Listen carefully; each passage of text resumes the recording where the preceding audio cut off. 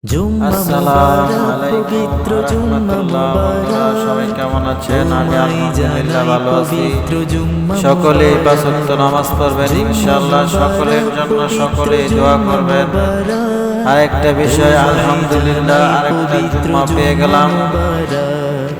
সকলে পাঁচ ওয়াক্ত নামাজ জামাতে পড়ার চেষ্টা করবেন। আর জুম্মাতে আগে মসজিদে যাওয়ার চেষ্টা করবেন ইনশাআল্লাহ।